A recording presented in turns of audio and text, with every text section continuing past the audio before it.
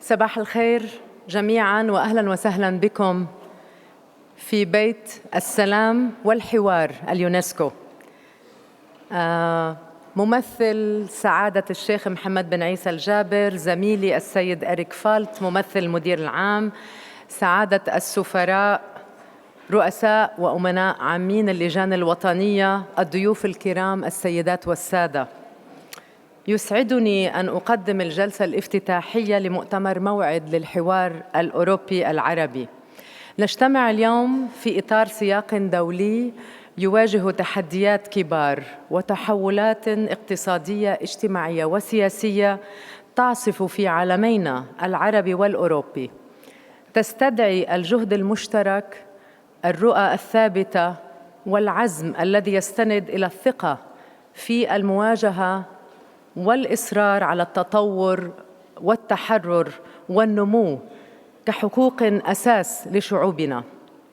وأود أن أشير إلى أننا نحتفل غداً 10 ديسمبر اليوم العالمي لحقوق الإنسان، وهي مناسبة للتضامن تقع في صميم اجتماعنا هذا اليوم أيضاً، ونحن نحتفي بالتنوع الذي يثري حياتنا والقيم التي تجمعنا والتي نعمل على تعزيزها وتعليمها عن طريق الاحترام المتبادل والتفاهم والحوار.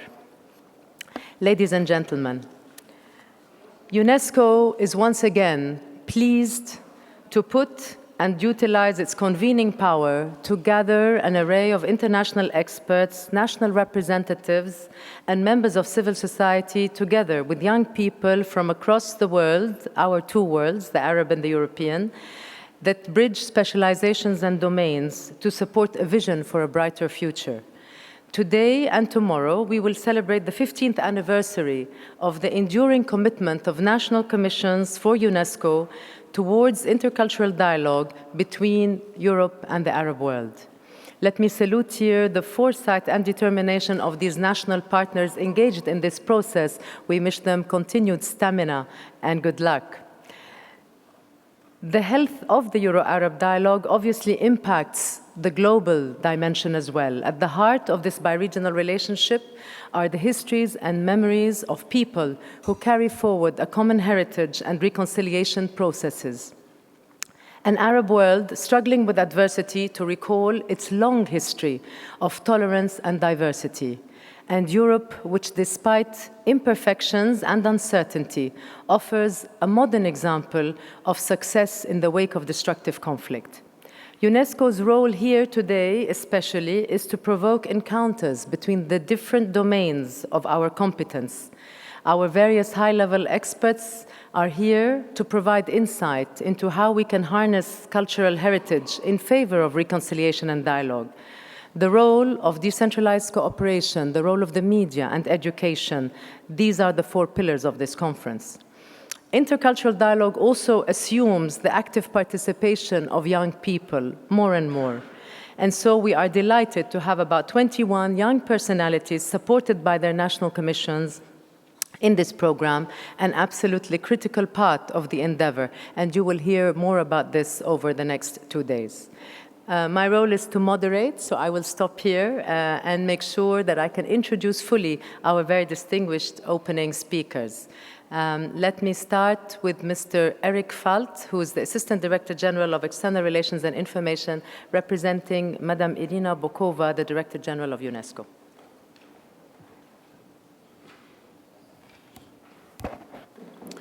Dear Caroline Perry, representing Sheikh Mohammed bin Isa Al-Jaber, Excellency Harald Strenzel, Ambassador and alternate permanent delegate of Austria to UNESCO, Excellency Samira Mohammed Musa Al-Musa, Ambassador and permanent delegate of the Sultanate of Oman to UNESCO, Excellency Laurent Stefanini, Ambassador and permanent delegate of France to UNESCO, Excellencies, ladies and gentlemen, dear Nada, of course, and dear young leaders. On behalf of the UNESCO Director General, Ms. Irina Bokova, I'm very honored to welcome you to UNESCO for the Mawaid Rendez-Vous for the Euro-Arab Dialogue, organized with the support of the MBI Al-Jaber Foundation, the French National Commission, and the National Commission of Oman to UNESCO.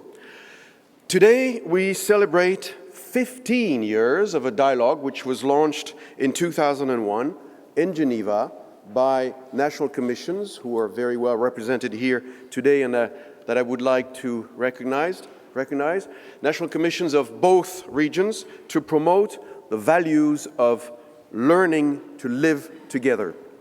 Let me take this opportunity to commend the work of actually all the 200 UNESCO national commissions, 60 of which have been directly engaged in the Euro-Arab dialogue.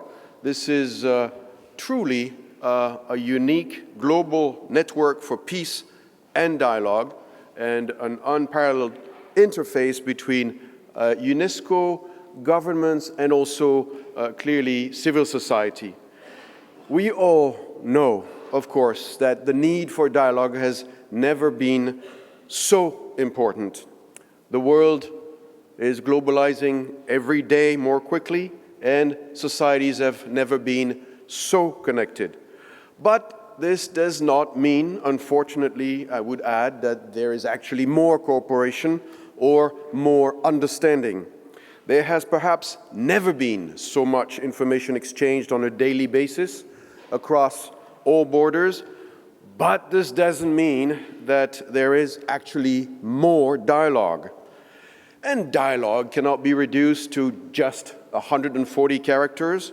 It cannot be about simplifying, but accepting complexity. This is not just about the short term, but recognizing also the need to look to a long horizon. Dialogue is about respecting others just as they respect us. This is, and we all recognize it today in this room, essential in a world where values and cultures have moved to the front line, where all societies are transforming and forces of fragmentation are spreading hatred, prejudice, and ignorance. We need dialogue. We crave dialogue at every level between governments, and that's, of course, the value added of UNESCO, between societies, between women and men everywhere, and national commissions of UNESCO have a vital place here. Globalization must be more than just increasing contacts. It must be about deepening solidarity, sharing, cooperating.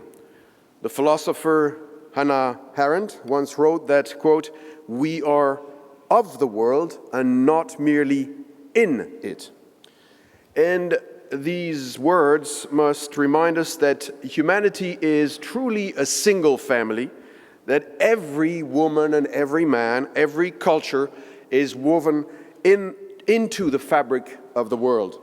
No culture, no society can stand alone.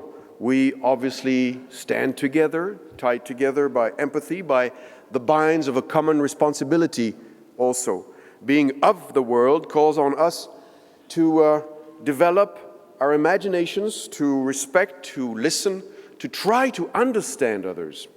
Today, more than ever, we must showcase positive examples of understanding to strengthen dialogue and mutual respect.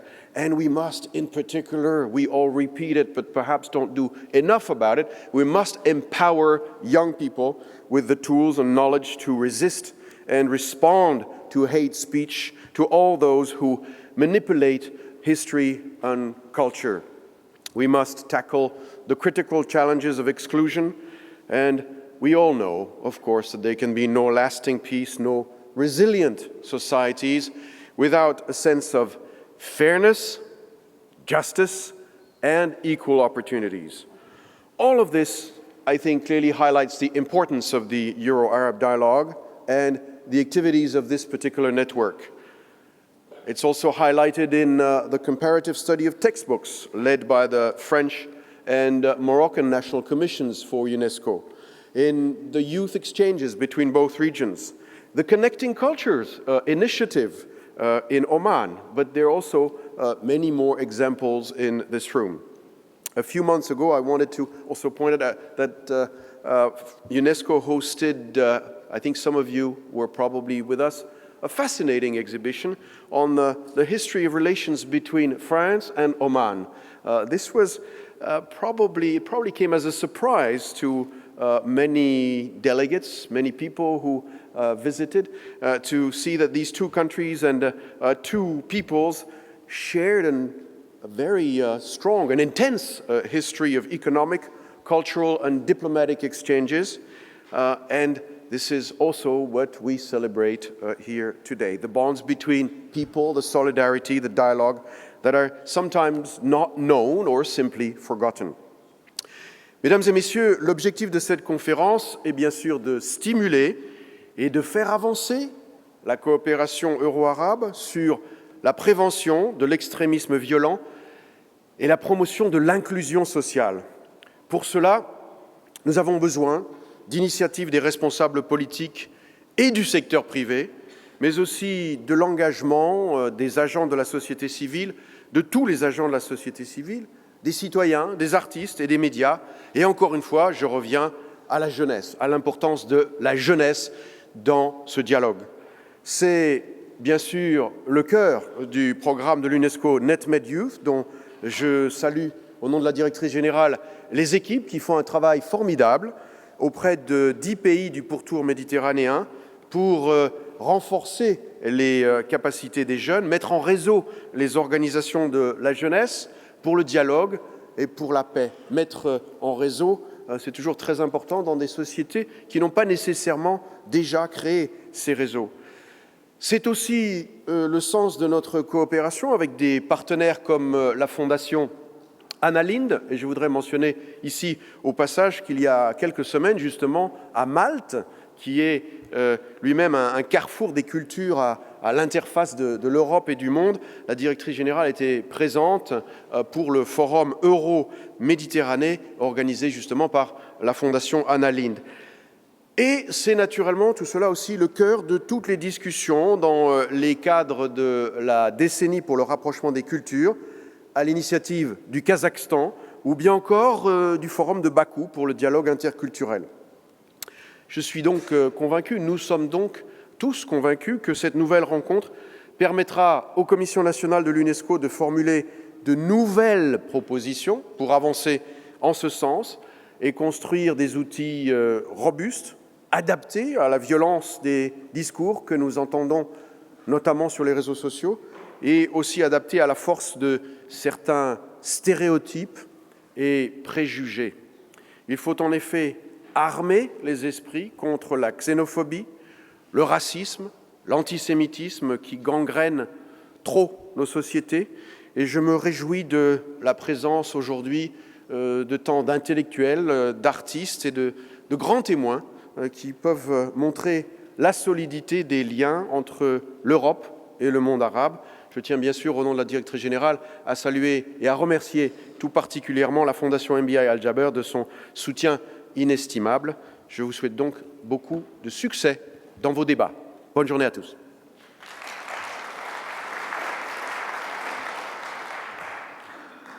The Euro-Arab dialogue has been privileged to have several champions, and I'm delighted that they are with us today. As Eric mentioned, Sheikh Mohammed bin Isa Al-Jaber, the founder and the chairman of MBI Al-Jaber Foundation, has been a particularly staunch ally, I say, and his vision, which has been optimistic and unrelenting, has been one of the driving forces of this discussion. We're pleased that Caroline Perry is here today on his behalf. Caroline.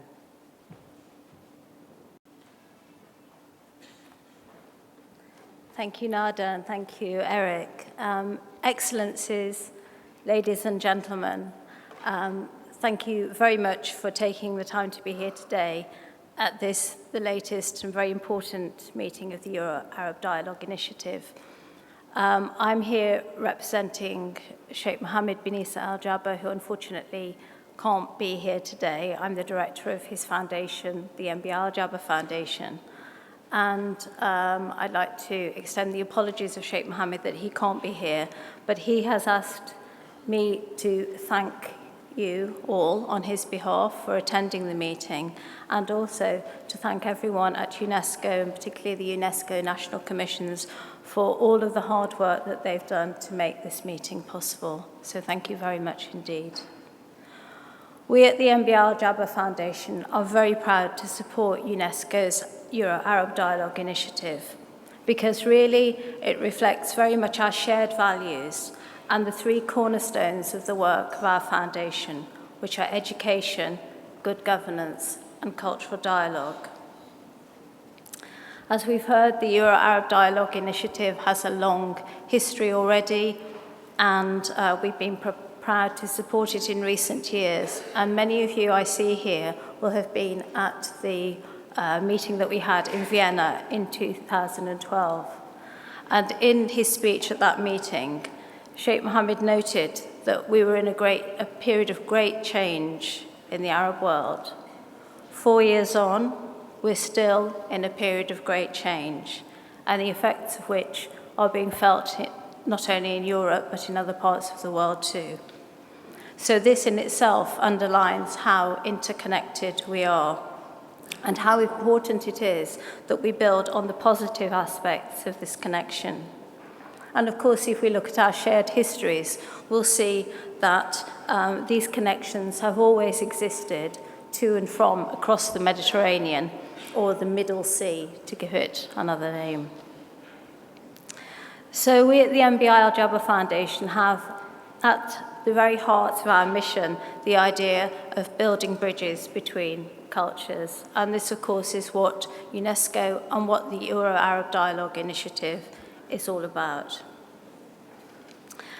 Now, for the past two decades, Sheikh Mohammed, through the foundation, but also through many of his other charitable and philanthropic works, has devoted himself to helping outstanding young men and women from the Arab world to develop their education and achieve their potential. He firmly believes that education is the key and that individuals can make a difference. Now, many of the scholarships that were offered to these young people were constructed in a way to give them an insight into European culture. So, for example, a lot of the master's degree programs that we offered had young people coming from the Arab world to, for example, London, or to universities in France, depending on which language they wanted to study in. Because it was not just about what you learnt in the classroom. The scholarships were also about going to somewhere where you were immersed in a different cultural experience, a cosmopolitan and international environment. So it's much more about formal learning. Dialogue has to be much broader and more rounded than that. As such, we've got a very large alumni body, and we're very proud of them and their achievements. We keep track of them. Their network's very active. We help them to further their careers, even though they did their scholarships many years ago. And we hear back from them, and we know that that investment in education has meant that there is a greater understanding and better communication between them and their communities and them and other communities abroad. And they're working all around the world, not just in the region, but we have them in all sorts of different places, at the UN, at the World Bank. Many of them are entrepreneurs. So the seeds, small seeds of education have gone on and taken root and have made a big difference. In particular, one of our scholarship programs is called the Olive Tree, and this brought together students from very different backgrounds, different political and national backgrounds, to live and study together in London. And when the students were later asked about the part of the programme that had the most effect on them, many of them replied that it was a visit to a centre in Northern Ireland that had been very important to them, because there they learnt from and met people who had been through a peace process. So we have much to learn from each other. And learning from each other is very much at the heart of one of the programs that I know many of you here know about at UNESCO, the Connecting Cultures Project, which nowadays takes place in Oman and features desert journeys. We've been supporting this program since its very beginning. Actually, the very first journey was not in the deserts of Oman, but it actually took place in the Arctic. And that took place between young British boys and young Saudi boys who went off to the Arctic together.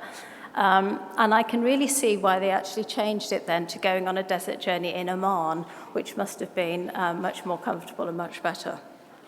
So nowadays, it's that program, the University of the Desert, is seen as a model of good practice. We've learned very much from those young people who've made those journeys together. It's now not just males, it's males and females, and it's young people from all over the world. And once they've gone on their desert journey, they go back and they do lessons within classrooms and visit lots of other schools and spread the word. So it's really an example of good practice and how such programs can be disseminated. So we're very, very much looking forward to the program over the next couple of days and the various sessions that are going to be taking place. And I'm delighted to see that one of the sessions focuses on media. Our patron and chairman, Sheikh Mohammed, believes in a free and fair press as an important facet of democracy. An unbiased media can help to dispel misunderstandings between cultures. And with this in mind, we have in the past supported various journalism training programs, for example, in partnership with UNESCO in the country of Mauritania, actually, but also independently. We created the MBI Media Institute in Sana'a, Yemen, which was offering free training for anyone interested in the field of journalism. Also, we note the session on cultural heritage. Cultural heritage is something that we recognise as an important part of our shared experience. Aware of the destruction of the cultural heritage in Yemen, we are supporting an exhibition on traditional Yemeni architecture, which is taking place in London next year, with an accompanying educational programme. This builds on many years of support for the British Foundation for the Study of Arabia and our annual MBI lecture at the British Museum. So, as you can see, our support for the Euro-Arab Dialogue initiative and its emphasis on education, youth, and shared heritage is very much in line with the core activities of the MBI Al-Jaber Foundation since the foundation started in 2002. And also, and more broadly, with the vision of our founder, Sheikh Mohammed bin Isa Al-Jaber, since his philanthropic activity began in the mid-90s. We're very pleased to hear that the outcomes of previous meetings form the subject of one of the sessions for the next 2 days. And we really hope that when we next meet, we will be able to see even more shared resources and hear about more successful programs and projects in the name of the UNESCO Euro-Arab Dialogue, of which the MBI Foundation is a very, very proud supporter. So thank you very much all for participating, for coming to this meeting. We wish you all a very successful meeting and a fruitful and enjoyable dialogue.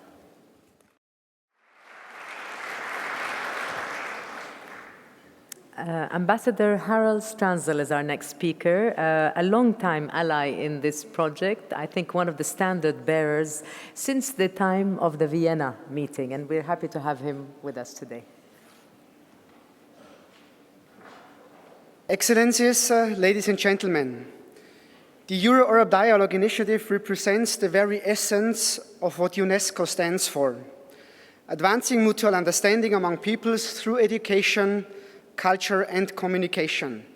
While the idea of the initiative dates back to 2001, it had some difficulties taking off. Good initiatives need proper timing and momentum. With the current international context, there is a new momentum, a pressing need for dialogue and cooperation between Europe and the Arab world. We see, unfortunately, polarized societies. We see streams of refugees and humanitarian crises, deliberate destruction of unique cultural heritage and threats on cultural expressions and freedom of speech, issues where UNESCO matters, and an effective Euro-Arab dialogue can make a difference. I am therefore happy that we have come together here today to know that our national commissions are involved and engaged, and to see also the commitment with which the Director General, together with ADG Nada Al-Nashif and her team, all her team, as well as the MBI Al-Jaber Foundation, have pursued the organization of this event. My country, Austria, has made the intercultural and interreligious dialogue a main pillar of its foreign policy. Dialogue activities with our Arab partners have focused on the role of media in our perception of each other, the role of women in interreligious dialogue, and on strengthening ties among youth in both regions. Austria is a country of growing cultural and religious diversity.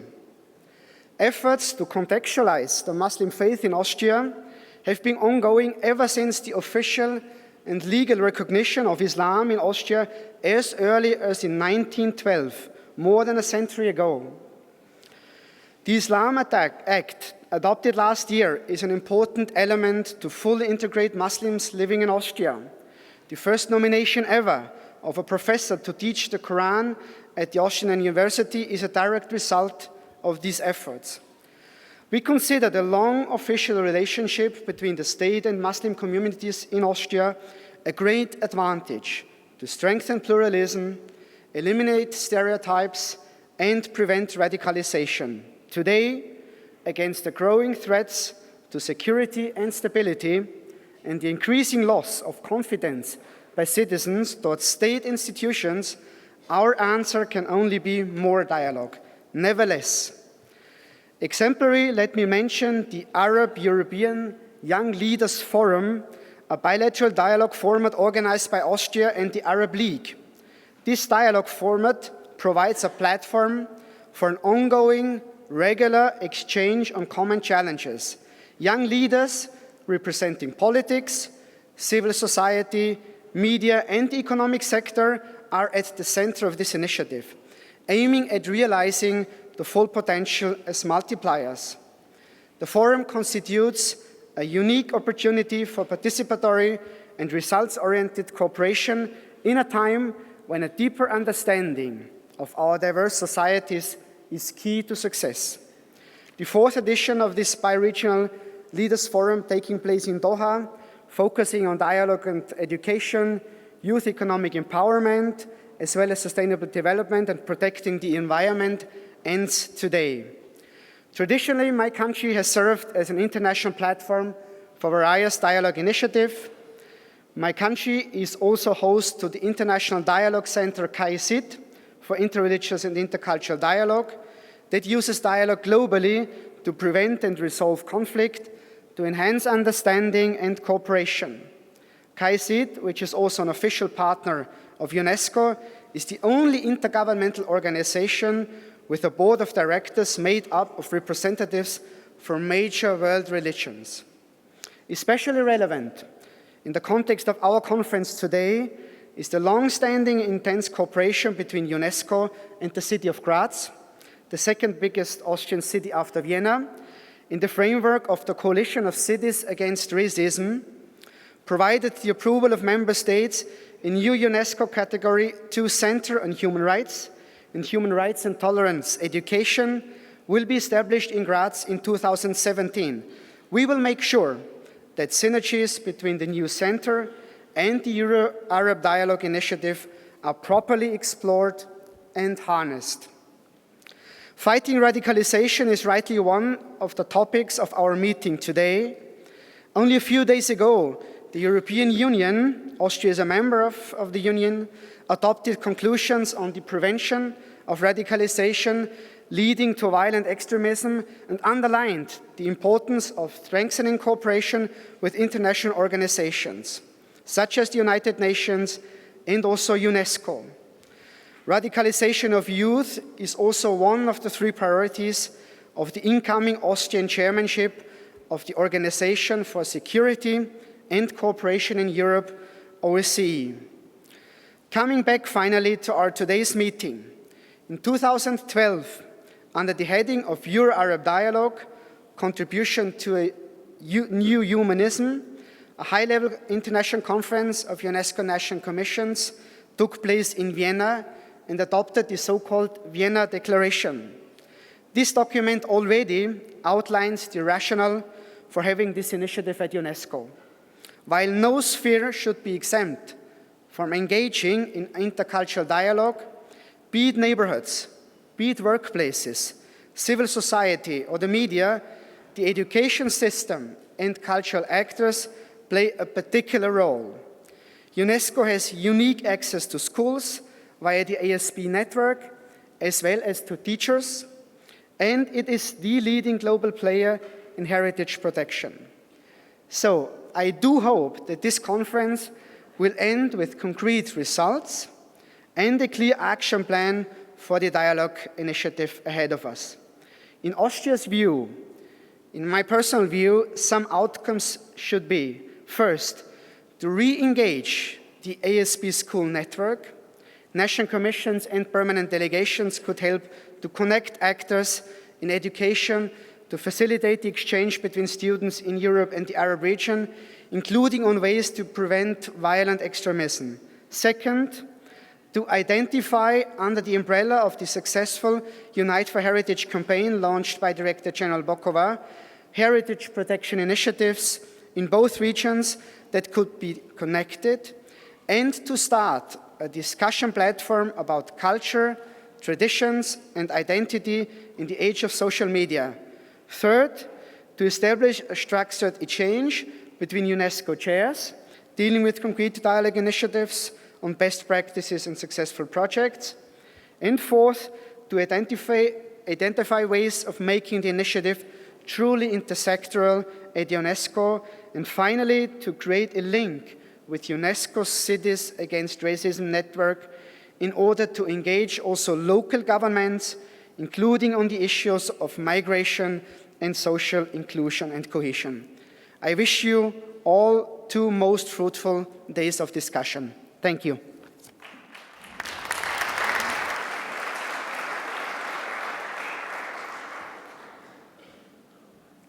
The national commissions have been led in this endeavor by 2 co-chairs, and I'm delighted that we have high-level representation on both sides of the equation. First, Ambassador Samira Al Moussa, who is the ambassador and permanent delegate of Oman to UNESCO, and Oman has led for many years now this effort, and we look forward to listening to more from them.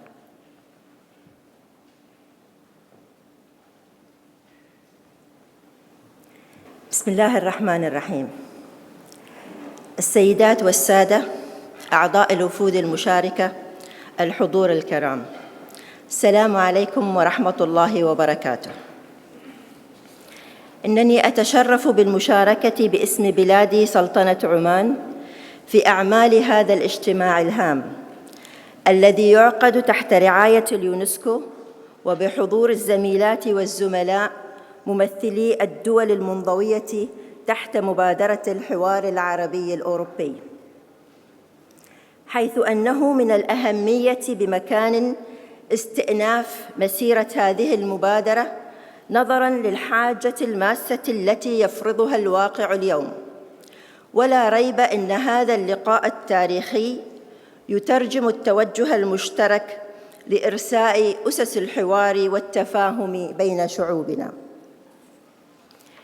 إن مبادرة الحوار العربي الأوروبي منذ انطلاقتها في عام 2001 إلى يومنا هذا مرت بمراحل مهمة عملت على ترسيخ مبادئها، لا سيما اجتماع مسقط في عام 2011 الذي عقد على هامش مؤتمر التربية من أجل التنمية المستدامة لدعم التنوع الثقافي والبيولوجي، آنذاك وفي إطار الاحتفال بالسنة الدولية للتقارب بين الثقافات. وكذلك اجتماع فيينا والذي عقد في عام 2012 وأسفر عنه إعلان فيينا الذي أكد على أهمية زيادة التنسيق وتعزيز التعاون بين الجانبين.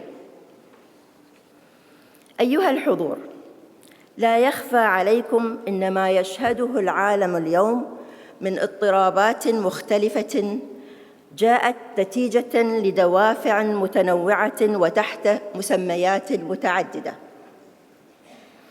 مما يدعو شعوب العالم إلى أن تكون أكثر تفاهماً وتعاوناً لخدمة الإنسانية جمعاء، وأكثر تقارباً لدعم السلام والوئام، حيث تدعو حاجة العالم إليهما اليوم أكثر من أي وقت مضى. وهنا تبرز الحاجة الماسة إلى العمل الحثيث حول إيجاد معالجات واعية وحقيقية لقضايا شعوبنا، لتحقيق العدالة والكرامة والمساواة في مناخ يسوده الوئام والإخاء والمحبة والسلام. وهذا يتطلب منا جميعاً تعميق الفهم تجاه بعضنا البعض والسعي لتحقيق مبدأ العيش المشترك على أرض الواقع. أيها الحضور، إن بلادي سلطنة عمان تأمل أن يخرج هذا الاجتماع بخطة عمل مناسبة لظروف المرحلة المقبلة لمسيرة التعاون والتنسيق المشترك بيننا، ومعززة لآمال وطموحات شعوبنا. كما نتطلع إلى أن يجد الشباب المساحة الكافية من الاهتمام في هذه المبادرة الحضارية باعتبارهم الطاقة الحضارية المتجددة لصنع مستقبل أفضل. وتثمن بلادي سلطنة عمان الجهود التي يبذلها المجتمع الدولي الرامية إلى ترسيخ الحوار بين الشعوب من خلال مبادرة الأمم المتحدة للوئام، وجعلها مناسبة عالمية سنوية. وقد التزمت السلطنة بتخصيص الأسبوع الأول من فبراير من كل عام أسبوعاً للوئام والتقارب الإنساني، تستقطب فيه المفكرين والعلماء للاستفادة من إنتاجهم المعرفي حول كل ما يتعلق بالحوار والتفاهم بين الشعوب. وعلى مستوى اللجنة الوطنية العمانية للتربية والثقافة والعلوم، فقد عملت جاهدة على ترجمة أهداف اليونسكو فيما يتعلق بالتبادل الثقافي بين الشباب العماني مع نظرائهم من مختلف دول العالم، وذلك من خلال مشاريع التوأمة التي بدأت منذ عام 2009 مع مدارس من ألمانيا ولبنان والدنمارك، حيث ركزت مواضيع التوأمة مع المدارس الألمانية على اللغة والطاقة الشمسية والتنوع الإعلامي والحوار الثقافي، بينما كان محور تركيز مشروع التوأمة مع المدارس اللبنانية حول مشروع الشباب من أجل السلام والتنمية المستدامة، في حين كان محور تركيز مشروع التوأمة مع المدارس الدنماركية حول مشروع إحياء التراث العالمي. وتقوم هذه المشاريع على إقامة ورش عمل وتنظيم زيارات طلابية مختلفة بين المدارس المنتسبة لليونسكو. كما أن هناك مبادرة مهمة في هذا المجال، وهي مبادرة تواصل الثقافات التي تحدث عنها الكثيرون، وهي تستهدف فئة الشباب من دول عربية وأوروبية من خلال تنظيم ملتقيات لهم لإيجاد حوار ثقافي وفكري لتعزيز التعارف فيما بينهم. وقد أسهمت هذه المبادرة في مزيد من التفاهم وترسيخ القيم المشتركة وإكساب المشاركين مهارات التواصل والحوار والعمل ضمن الفريق الواحد. أيها الحضور، لا يفوتني في ختام كلمتي أن أنوه بدور المنظمات الإقليمية والدولية وعلى رأسها اليونسكو في السعي الجاد لتحقيق التقارب بين الشعوب وجعله حقيقة ملموسة على أرض الواقع. كما أثمن دور الشركاء في مشروع الحوار العربي الأوروبي، ومن أبرزهم مؤسسة الجابر واللجان الوطنية العربية للتربية والثقافة والعلوم والمنظمة الإسلامية للتربية والعلوم والثقافة، والذين كان لهم الأثر العميق في تحقيق الأهداف المرجوة من هذا المشروع الحضاري. وأخيراً أتقدم بالشكر الجزيل لليونسكو على مواصلة العمل في هذه المبادرة، وأتمنى لأعمال هذا الاجتماع أن تكلل بالنجاح والتوفيق وأن يحقق الأهداف المرجوة منه. والسلام عليكم ورحمة الله وبركاته.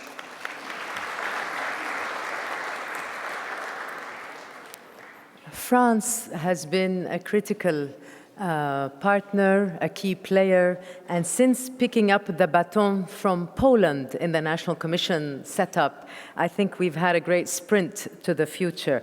And it's a sign of commitment, I believe, that we have two speakers with us today. First of all, Ambassador Stefanini of the permanent delegate of UNESCO, to be followed by David Fajol, the Secretary General of the French National Commission, who has been a key architect of the meeting. Monsieur l'ambassadeur, vous avez la parole.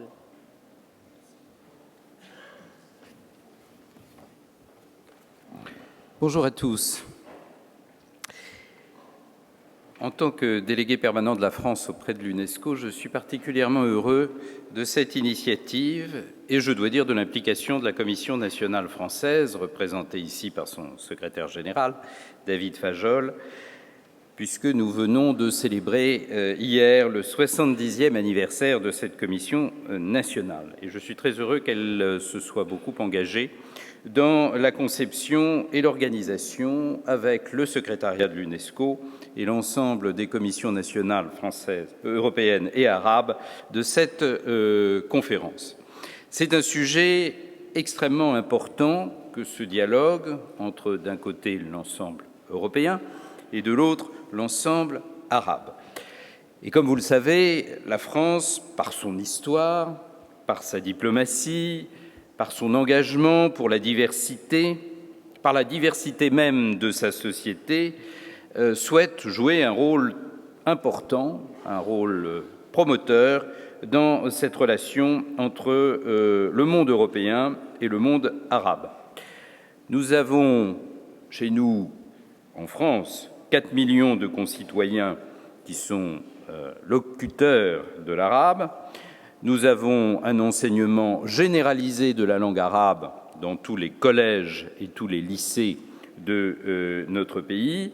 Et nous avons des institutions culturelles comme l'Institut du monde arabe qui a vocation à être l'instrument de cette relation entre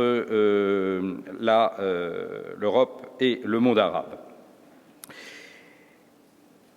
C'est d'autant plus important de promouvoir cette relation que nous sommes dans une période difficile de violences aggravées, d'extrémisme, d'idéologies totalitaires qui causent dans nos pays, d'ailleurs, aussi bien du côté du monde arabe que du côté du monde européen. Je n'oublie pas les très graves attentats de Tunis il y a quelques mois, une grande préoccupation et la nécessité partagée par mes plus hautes autorités politiques d'avancer dans ce dialogue. La France est également, je le signale, un des acteurs majeurs du processus euro-méditerranéen de la Convention et de l'Organisation de Barcelone. Donc, Madame la sous-directrice générale pour les sciences sociales et humaines, chère Nada, nous trouvons particulièrement heureux que vous ayez eu le souci de redynamiser, avec le soutien de la Fondation Al-Jaber, avec le soutien, je le redis, de l'ensemble des commissions nationales pour l'UNESCO, ce dialogue euro-arabe qui existe maintenant depuis une quinzaine d'années.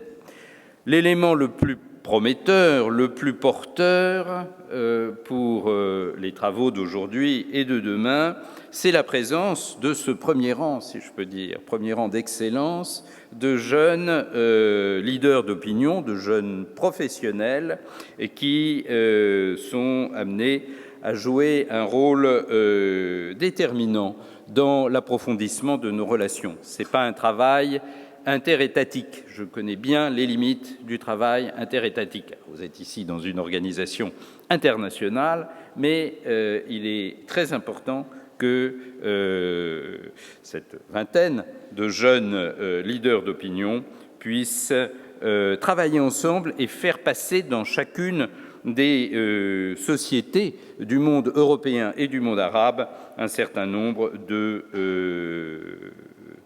messages, un certain nombre d'actions. Donc merci à vous d'être là et merci à vous de nous aider, nous les représentants des États, à travailler à ce dialogue. Voilà, et je voudrais aussi saluer évidemment ceux qui sont dans cette grande mouvance que nous soutenons en tant que délégation française, le grand caricaturiste Plantu, on est l'un des instruments majeurs, cette grande mouvance de cartooning for peace, et je trouve un petit peu dommage d'ailleurs qu'il suffise que je les mentionne pour que disparaisse de l'écran l'un des excellents dessins que nous avons vus aujourd'hui. Voilà, merci beaucoup à tous. Bon travail pour ces 2 jours et merci à Nada pour l'organisation contre vent et marée de cette réunion du dialogue Euro-Arabe. Voilà. Oui, bonjour, mon ambassadeur a tout dit, donc je vais être très rapide car nous avons déjà pris du retard. Juste pour excuser mon président de commission, Daniel Janicot, qui est retenu dans une conférence qu'il organise en ce moment même avec Edgar Morin. L'heure n'est pas au remerciement, mais en général on fait ça plutôt en fin de conférence, mais juste quelques mots peut-être sur l'implication de la Commission française dans cette initiative. La France a, je crois, accompagné à des degrés divers cette initiative. Je tiens à souligner la présence avec nous de Janine Dartois et de Jacqueline Costalascu qui ont joué un rôle important dans l'initiative prise sur les études comparatives de manuels scolaires. Et voilà, maintenant on a pris le relais de nos collègues et amis polonais pour essayer du côté européen avec nos amis omanais de redonner une dynamique à cette initiative. Juste en quelques mots, je tiens à souligner la qualité du travail commun que nous avons pu avoir d'une part avec nos collègues omanais et d'autre part également avec l'ensemble des secteurs de programme de l'UNESCO ainsi qu'avec ERI. C'est très important parce qu'avec SHS justement on a réussi, mais également avec le secteur culture, le secteur communication, information, le secteur éducation, à faire un travail de fond avec quelques dizaines d'heures je crois de réunions qui nous ont permis d'aboutir au programme qui va nous occuper pendant ces 2 jours. Je tiens également, en tant que coordinateur pour la partie européenne, pour les commissions nationales de cette initiative, à remercier l'ensemble de nos collègues des commissions nationales pour l'effort de mobilisation qu'ils ont bien voulu donner dans ce cadre-là. Je pense au temps disponible de leur part, également l'effort financier de certains d'entre vous qui nous permet notamment d'avoir ce comité de jeunes personnalités avec nous, et également l'effort qui a été fait pour leur identification. Alors, comme vous avez pu voir, on est dans un format qui n'est pas tout à fait un format comme les autres. On tente de manière expérimentale d'avoir une interaction forte entre les intervenants et les discutants qui sont les membres du comité de jeunes personnalités pour à la fois tenter d'identifier les pistes, soit à rappeler, soit le sens de la notion même de dialogue interculturel. Le problème de ces notions paradoxales, c'est qu'elles sont à la fois consensuelles et en même temps démonétisées par le fait qu'elles soient consensuelles. Ceux qui défendent le dialogue interculturel sont souvent ceux qui sont déjà convaincus de sa pertinence. Donc ça, c'est là peut-être que vous allez pouvoir nous aider justement à développer certaines pistes. Et également pour essayer de définir ce que pourrait être un programme idéal de jeunes leaders ou de jeunes personnalités pour le dialogue euro-arabe. Donc vous êtes en quelque sorte la préfiguration. Tout cela, vous allez le faire sous l'œil bienveillant et l'aide de vos co-rapporteurs, que sont les représentants des secteurs de programme de l'UNESCO dans chacune des tables rondes. Sous l'œil bienveillant également de Mawaid Production, que je salue, Antoine Châtelet et son équipe, qui assurent la captation de l'événement et qui sont également les réalisateurs des petits films que vous allez voir avant chaque table ronde, intitulés « Les mots de la radicalisation », où nous avons convié 4 personnalités à choisir un mot, revenir sur éventuellement son étymologie, l'histoire de ses usages et de ses mésusages. C'est très court, nous allons après les mettre en ligne gratuitement sur le net. Et enfin, sous l'œil bienveillant, mais ça vous l'avez déjà vu, de Laurent Salle et de Taoufik Omran, dans ce partenariat avec Cartooning for Peace qui a été construit par Kelly Janelos, notre chef de projet, et qui du coup va accompagner et commenter l'ensemble de la conférence. Bonne conférence, merci.